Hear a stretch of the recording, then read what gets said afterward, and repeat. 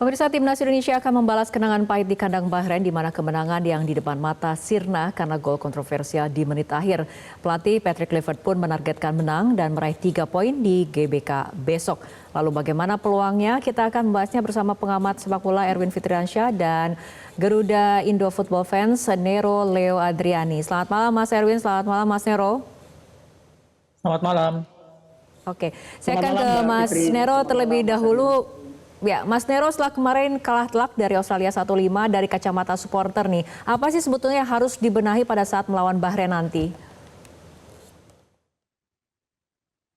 Selamat malam pemirsa dimanapun Anda berada. Terkait kekalahan timnas yang sangat telak kemarin di Sydney, Allianz Arena, tentu kita sebagai fans timnas itu terpukul sekali dan seluruh pencinta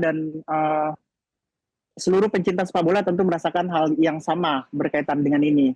Nah, yang kami soroti kemarin ketika eksplosif bermain Coach Patrick ini menyerangnya terlalu agresif, tetapi hampir lupa pertahanan di bawah yang kemudian dijebol dengan mudah oleh para pemain lini depan Australia. Jadi harapan kami meskipun mungkin pertarungan hidup mati pada besok malam, kurang dari 25 jam lagi, tetapi perlu juga diperhatikan bahwa jangan sampai malah kita inginnya menang pada pertandingan besok, tapi malah justru kebobolan sama kayak kejadian di Australia kemarin di Sydney. Gitu Mbak Fitri. Baik, selanjutnya ke Mas Erwin. Nah, dengan waktu kurang dari 5 hari persiapan, apakah cukup untuk melawan Bahrain dan kemudian memetik hasil menang? Cukup atau tidak itu ya memang harus cukup ya, karena memang lawan yang dihadapi sudah pasti akan datang di pertandingan yang sesungguhnya, dan bekal evaluasi tentu harus bisa dimanfaatkan secara maksimal ya. Kesalahan-kesalahan yang dilakukan ketika menghadapi pertandingan lawan Australia, lalu apa kekurangannya ketika bertahan terutama, karena kelihatan sekali ketika bertahan tim Indonesia ini sangat mudah untuk kebobolan, terutama lewat skema bola mati. Saya pikir waktu yang tersisa dari pertandingan lawan Australia plus perjalanan, lalu latihan bebas dan sampai di pertandingan nanti besok ya, itu harus bisa dimanfaatkan secara maksimal tentu. Oke, baik, kembali ke Mas Nero. Manajer Timnas Indonesia Sumarji meminta kepada supporter Timnas Indonesia untuk bisa memberikan kepercayaan penuh kepada Kluivert. Kita simak dulu pernyataannya berikut ini. Berikan kepercayaan penuh kepada tim kepelatihan, sehingga tim pelatih dan seluruh ini all tim itu betul-betul berjuang keras menuju harapan impian kita semuanya.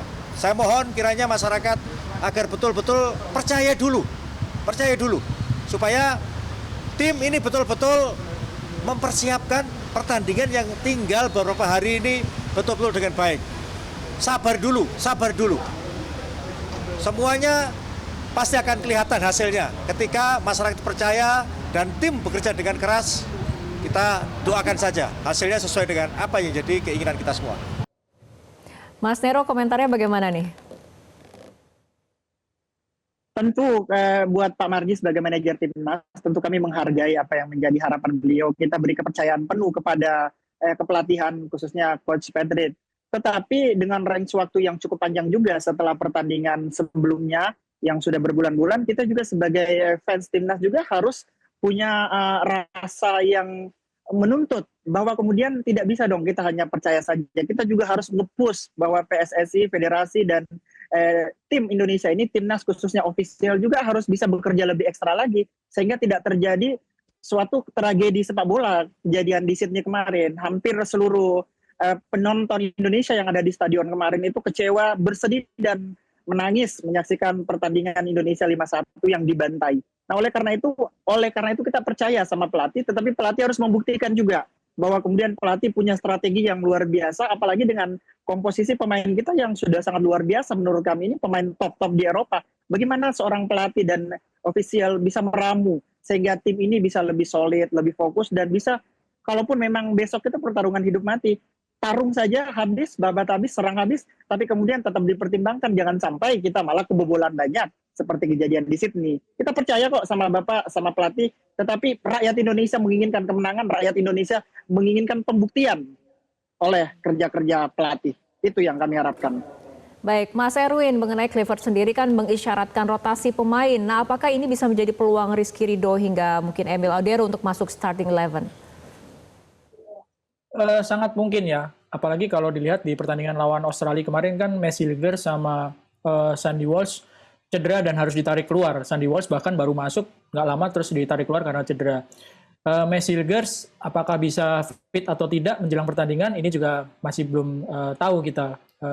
Kalau misalnya Messi Silgers ini nggak bisa main, tentu ada Rizky Ridho di situ, ada Jordi Amat juga di posisi itu. Jadi rotasi sangat mungkin terbuka ya. Di lapangan tengah juga seperti itu. Ada mungkin evaluasi-evaluasi terhadap para pemain di lapangan tengah ya. Ada Tom Hai, juga ada Nathan. Karena di situ juga ada pemain baru kan, Joy Pelupesi. Sementara Dean James juga sudah dimainkan di sayap di posisi kiri. Kiper Emil Audero juga menjadi pesaing baru bagi Martin Paes. Dan ini kemungkinan-kemungkinan yang sangat terbuka. Mengingat jadwal pertandingan yang ketat, tim juga harus melakukan perjalanan dari Australia. Tentu nggak mudah gitu ya untuk bisa menemukan komposisi untuk bisa fit semuanya. Jadi kemungkinan rotasi terbuka, cuma itu tadi bahwa rotasi itu juga menyimpan risiko sebetulnya. Mungkin pemainnya lebih segar, tapi risikonya kan pemain yang tidak bermain di pertandingan sebelumnya ini tampil dengan beban yang cukup berat, harus menang kalau masih mau untuk bersaing di grup ini kan. Karena setelah kalah lawan Australia kemarin kan Indonesia yang realistis ada di posisi 4, karena Arab Saudi juga sekarang ada di posisi 3. Saingan utama Indonesia adalah Bahrain dan Cina, dan dua-duanya dijamu di kandang di GBK. Kalau misalnya mau terus melangkah, mutlak Bahrain sama Cina itu harus dikalahkan. Oke. Untuk melihat dari evaluasi kemarin, masalah Indonesia jika belajar dari pertandingan sebelumnya adalah antisipasi mengenai set piece atau bola mati lawan dan kemudian lengah di menit terakhir seperti itu. Bagaimana kemudian Anda memandang mengenai hal ini?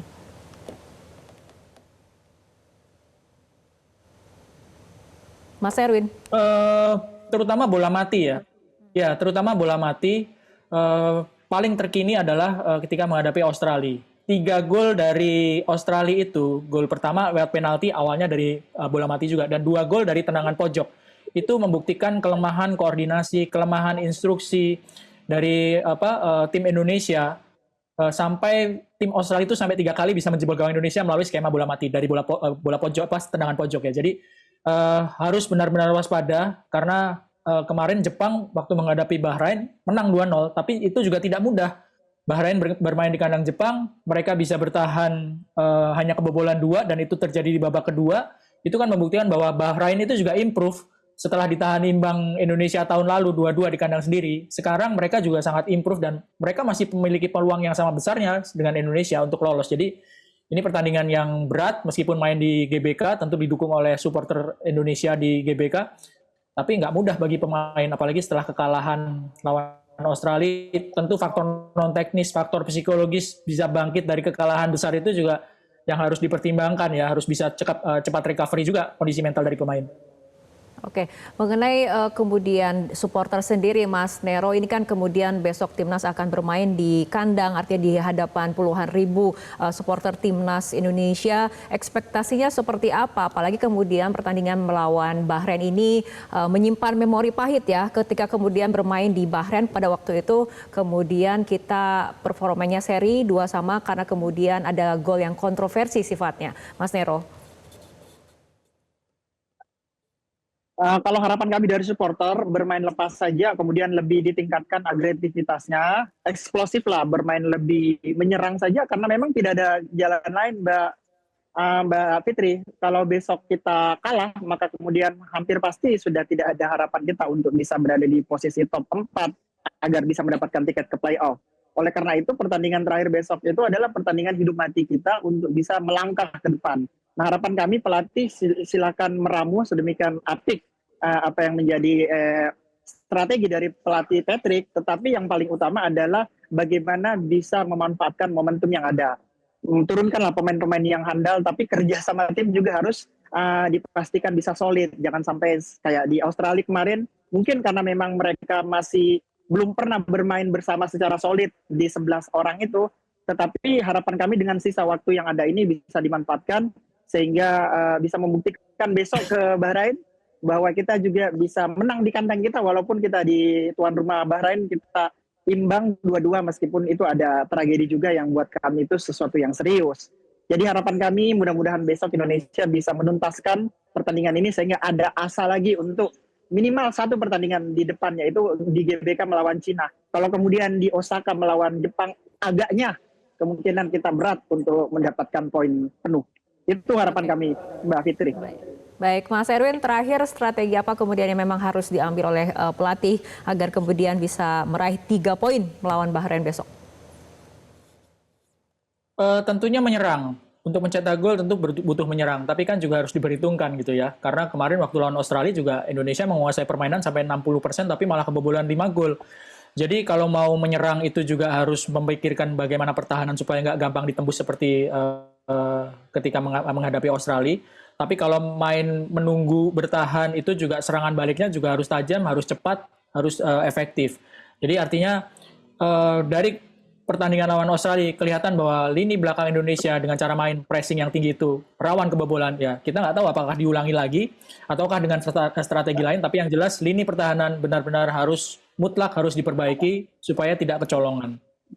Baik, kita harapkan Timnas Indonesia besok bisa memberikan performanya yang terbaik melawan Bahrain. Terima kasih Mas Erwin dan juga Mas Tero telah berbincang bersama kami malam hari ini dalam Prime Time News. Terima kasih. Pemirsa, usai jeda kami